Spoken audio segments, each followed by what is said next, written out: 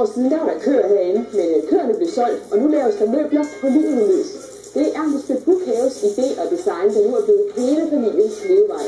Herover der ligger stuehuset. Det er brændt 2 gange. Hvordan man overkommer og bygger det op igen, det kan du se i dag i Bedre Bolig. Lisbeth og Terkel købte det over 100 år gamle hus i 1983 med henblik på at drive landbrug. De gav 675.000 kroner for det 268 kvadratmeter store hus, hvor der hører 60 tønder land til. Herefter købte de 55 køer og drev landbrug indtil for 7 år siden. Så blev besætningen solgt, og Lisbeth fik mulighed for at indrette stalden til værksted. Midt i det hele brændte huset. Ved den første brand i år 2000 var der overgang i en ellers ret ny fryser. Kun et år efter var den gal igen. En ledning til køleskabet blev gnævet over af mus. Lisbeth, hvad var der herinde inden branden? Jamen, her var 3 rum. Der var en mur over her. Og så den dør her, eller bue, der var mindre. Så der var en dør. Og så har vi, som det er nu, stadig køkken. Det var bare spejlvendt. Ja. Så der var kogesektion dernede, og egentlig sådan lidt mere skabsplads her. Ja. Men da I nu havde brand, og muren var væk, så besluttede jeg for at åbne. Ja, fordi vi kunne se, at lyset fra begge sider, det var simpelthen bare, det kunne vi se lige med sådan, ja, den skulle ikke op igen. Så, og det er vi rigtig, rigtig glade for, at vi har fået gjort. Ja. Nu da mange af jeres møbler var væk, så skulle I jo have nogle nye. Ja. Så du har været i gang, også herinde. Ja, jeg har lavet den her, ja. Jeg kalder den en skuffereol, fordi den er lidt høj, og så er der 3 skuffer i. Ja. Så det er en, jeg har lavet. Lige over i værkstedet? Ja. Men I havde ikke noget spisebord engang, vel? Nej, det havde vi. Og jeg har egentlig travlt med at lave en masse andre ting, så jeg var enig om, at min mand han skulle lave et spisebord. Og det er det her. Ja. Og han har stort set ikke lavet, han har hjulpet mig en lille smule, men ellers har han stort set ikke lavet nogle møbler. Så jeg så til ham, at han skulle lave et spisebord. Og det står her. Jamen lad os tage, kom lige over, lad os lige høre, hvordan du så egentlig gjorde det. Jamen, der var jo andet for end bare at gå i krig med. Nu havde jeg fået ordre til at gøre det, så hun vidste jo nok godt, at jeg kunne nok finde ud af, hvis det skulle være. Ja. Så jeg havde set lidt om, hvordan Lisbeth hun samtidig tager på, så der var andet for en bro hovedet, så se om man ikke kunne finde ud af at få noget strikket sammen. Ja, så det er en fyrtræsplade. Ja. Som så er limet sammen. Vi kan få det, vi får dem ikke så store. Og så har du så lavet en understil også. Ja. Det er så en god solid sav hele vejen rundt. Ja. Hvor ben de så er skruet ind i og limet sammen og det hele. Ja. Den har jo sådan en fin lille skuffe herude. Ja. Kører den rigtig godt altid? Den har bare lidt besværlig i starten. Så den må lige ud og pusses et par gange. Men når du sidder her, så kan man se over jeres dejlige køkken, som du jo er mester for lige. Så lad os lige gå over på det. Ja.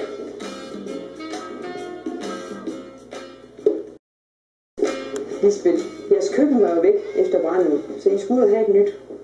Hvad gjorde I så? Jamen, vi tog til de forskellige køkkenfirmaer og kiggede på køkkenet der. Men der var altså noget, der sådan lige faldt i vores stil. Og så sagde Terkel, at han synes der bestemt, at jeg skulle lave vores egen køkken. Ja? Ja. Så det... Hvad sagde du så? Ja, så jeg tænkte selvfølgelig lidt over, om det var noget, jeg kunne. Men så blev vi enige om, at lave et skab eller et køkken, det kunne jo komme ud på et der. Ja. Så du gik i gang? Ja. Resultatet er her i dag? Ja. Hvad prioriterede du dengang, du skulle i gang? Jeg prioriterede, at jeg ville have sådan, når jeg stod ved vasken, at jeg kunne se ud af vinduet. Og når jeg stod og lavede mad, at jeg også kunne se ud af vinduet. Ja. Så det har du fået opfyldt? Ja. Okay.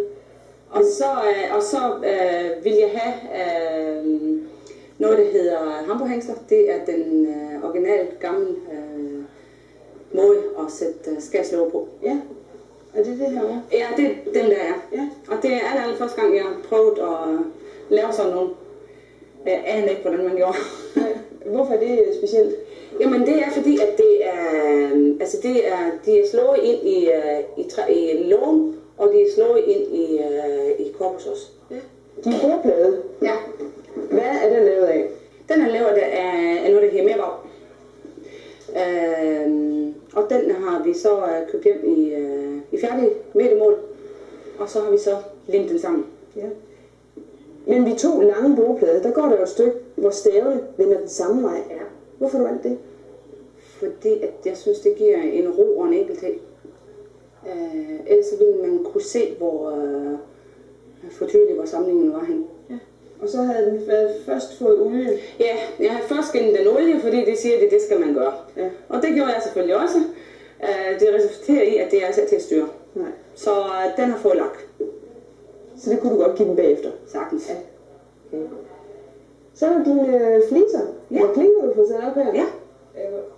Hvad sagde muren til det, da du kom og sagde, at de skulle sidde sådan på sko? Nå, der var han helt glad ved dig. Det synes han, det var lidt arbejde ved. Men snakkede lidt godt med ham, og så kunne han egentlig også bare se, at det var ret sejt lavet. Så det er simpelthen for at bryde det lidt? Det er simpelthen for at bryde det lidt, og så altså, hvis det bare var små bitte firkanter, så ville det simpelthen blive for meget. Lisbeth, køleskab, det er ikke noget, I bruger herude på landet? Nej. Jo, det er det. Har jeg herovre. Og det er jeg placeret i et hjørne. Ja. Og i et hjørneskab. Fordi at vi ville altså have et skab, som rager op midt i det hele. Nej. Så der har vi altså valgt at putte det her ind. Ja. Og så ligner det jo et skab. Det må man sige, det gør. Du har alle køleskab til at integrere? Nej, det gør det. Det skal være et køleskab, der er beregnet til integration. Nu var det jo en mus, der gnavede en ledning over til et køleskab, da I havde en af brændene. Har I gjort noget for at forhindre det? Nej, det har vi altså. Og det jeg tænker også om til år. Men elektrikeren har tjekket alt fuldstændig igennem, så en gang imellem, når man så lige skulle ud og gøre rent, så tjekker man det igen efter. Ja.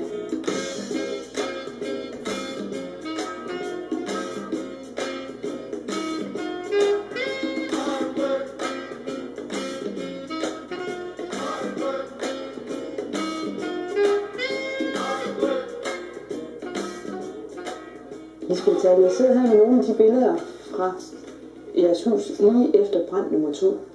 Hvis I får dem at kigge på, hvordan har I det så med at kigge på dem?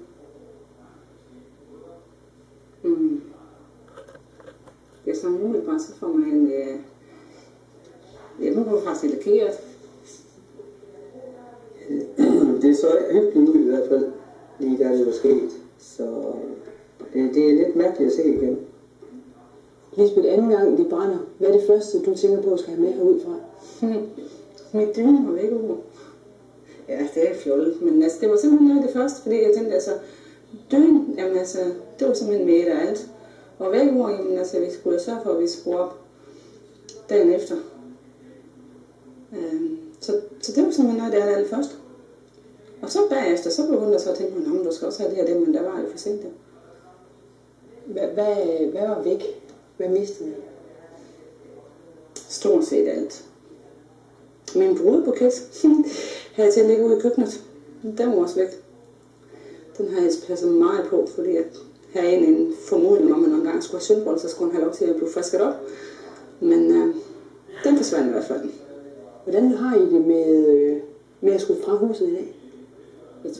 Jeg tror nok, at mange af de synes, at vi altid er hjemme. Men jeg tror, det er lidt bevidst. Altså, der går nok nogle år, inden vi egentlig siger, jamen altså, nu tager vi fra huset en uges ferie. Vi har snakket lidt om, hvad vi vil gøre, men det er som om, vi trækker det ud. Og jeg tror, det har lidt at gøre med, at man kommer til at holde meget mere af os. Man er tryg ved at lade huset være alene. Sådan en følelse kan man godt samtidig have. Så det er selvfølgelig både ondt og godt, men når man holder af sig hjem, så er det godt nok. Så er der altså et... Lisbeth, jeres oprindelige badeværelse her i jeres store hus, hvordan ser det ud? Jamen, det var sådan en lille bitte 60'er badeværelse, hvor der lige var en lille bitte badekar, og så var der en håndvask og en toilet. Ja. Og man kunne næsten alle 3 ting på en gang. Så du skulle have et nyt badeværelse, så tænkte du, nu skal det være større? Ja, det skulle det simpelthen bare. Altså det skulle simpelthen fylde alt det plads, der kunne blive til. Ja. Så du fik jo et dejligt værtsmøbel her. Ja. Er der noget specielt, du skal tænke på, når det skal bruges i badeværelset? Ja, altså det er i og for sig ikke de badeværelser, man har i dag. Altså der er så god udluftning og sådan noget, så det synes jeg egentlig ikke. Altså det her, det har godt nok givet lak. Igen det der med, at olien, den kan nemt give skjorter og ring. Så derfor har jeg valgt at give det her lak. Så man kan godt stå her ved og sprøjte lidt op, uden at det er skadet, ikke? Sagtens. Ja. Og nu havde du en lille badekar før. Så skulle du have lidt større også, ikke? Ja, det skulle vi. Hvem ligger og plasker herovre? Ja, det gør vi jo en gang imellem, jo. Vi laver også samtidig den anden, men det er så dejligt afstressende. Lisbeth, jeres første sal. Var der noget heroppe før branden? Nej, det var sådan set ikke udnyttet. Så dengang det brændte, så ville vi egentlig gerne have en stol med heroppe. Ja, så det har I fået. Ja. Og så har I kørt helt op i Kibæk også? Jo, ja. Og det er fordi vi synes, at de gamle spær, de egentlig var så dekorative. Og så fordi det var rimelig lavloftet, så for at få lidt mere rum, så lå vi køre helt op. Ja. Det der tit er problemet, det er jo at udnytte helt ned i gulvhøjde, fordi kan man sige, kommer man helt ned, så er der ikke ret meget plads indenunder. Hvordan har I løst det problem? Jamen altså, vi har ladet gipsen køre helt ud til tagspærret. Ja. Og så for egentlig at skjule det sidste derude, jamen så har vi simpelthen lavet sådan nogle, hvad det er, du skjuler, kalder dem ikke, men de skjuler simpelthen, at skunken, det der er derude bagved. Ja. Og så kan vi så have nogle ting derude. Ja. Hvordan har du lavet dem?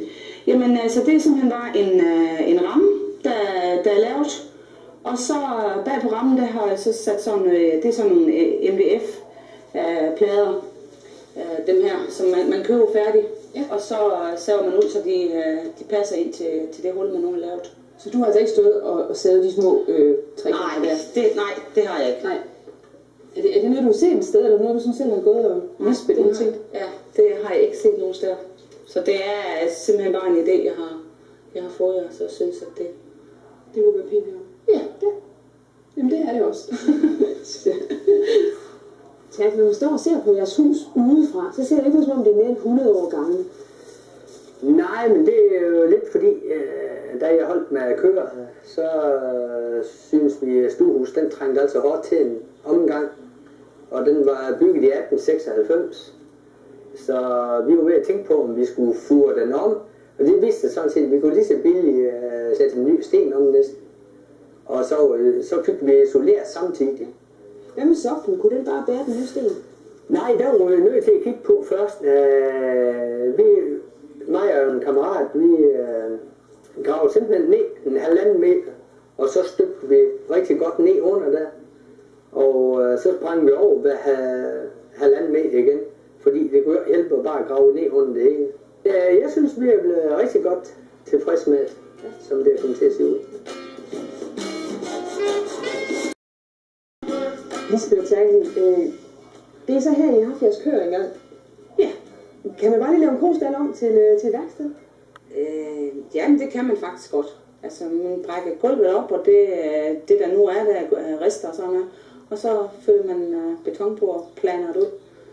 Så er det ellers blevet her, hvor du og I står og tryller lidt. Ja. En yndig lille lyserød ting her. Ja, det er faktisk, jeg er rigtig, rigtig glad for den her børneslagbænk. Og den er også rigtig populær. Altså, hvad skal vi have for det her sæt? En sådan sæt som det her, der er sådan en stol mere til, den koster 3.000. Ja. Og så er du i gang med noget herovre. Ja, det skal blive til en badeværelsesmøbel. Ja. Og hun er så helt vild med små skuffer. Og der har hun så valgt at gå i IKEA og så købe sådan nogle små skuffer, som vi så har samlet for hende, og så får hun så dem i. Ja. Det skal så også være derovre. Hvorfor lægger du ikke dem? Fordi at den koster altså kun 149 i IKEA. Og så en sæt med 9 skuffer i, og hvis jeg skulle lave den, jamen, det skulle jeg have i hvert fald 1.000 kroner for.